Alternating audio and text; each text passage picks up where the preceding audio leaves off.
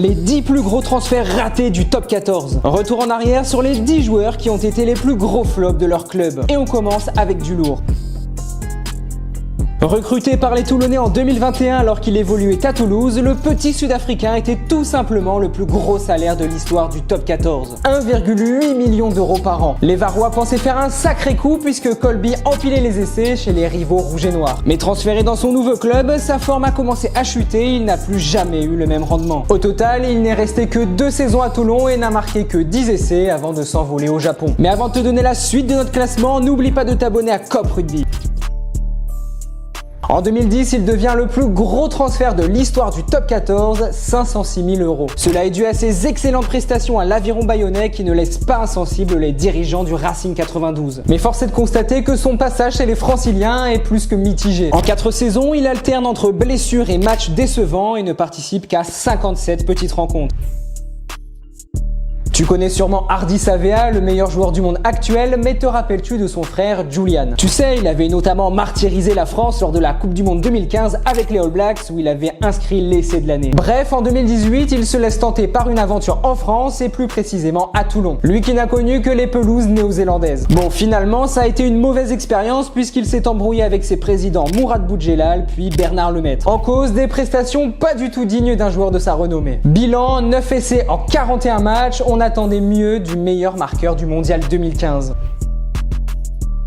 Le 3/4 centre néo-zélandais a été le plus gros transfert de la saison 2021. Arrivé en France pour un plus gros salaire, comme il le dit, c'est finalement au bout d'une saison qu'il quitte ses partenaires suite à des difficultés d'adaptation familiale. Il avait pour mission de faire oublier le départ de Gaël Fickou, mais ce manque, il n'a pas réussi à le combler. Il n'a marqué que 2 essais en 22 matchs. Champion du monde en 2019 et 2023, le Sud-Africain n'a jamais réussi à percer en top 14. Présent à Montpellier de 2019 à 2022, il a été victime de nombreuses blessures, le privant d'importantes feuilles de match. Et même quand il est apte à jouer, il est mis en concurrence avec l'Italien Paolo Garmissi. Tu l'as compris, il n'a pas été au bon endroit au bon moment. Pour dire, il ne joue que 29 matchs en 3 saisons.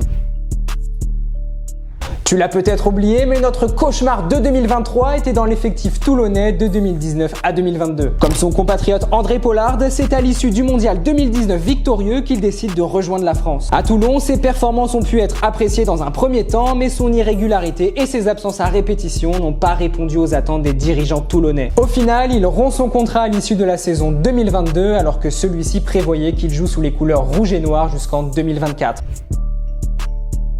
Alors triple champion d'Europe, le RCT souhaite continuer de bâtir un effectif solide en recrutant le numéro 10 australien. Plus les matchs passent et plus il alterne le bon et le moins bon et perd petit à petit la confiance de son manager Bernard Laporte. La descente aux enfers commence pour lui puisqu'il connaît de moins en moins de temps de jeu et est libéré de son contrat dès sa première année en top 14. Il ne marque que 2 essais et repart en Australie presque dans l'anonymat.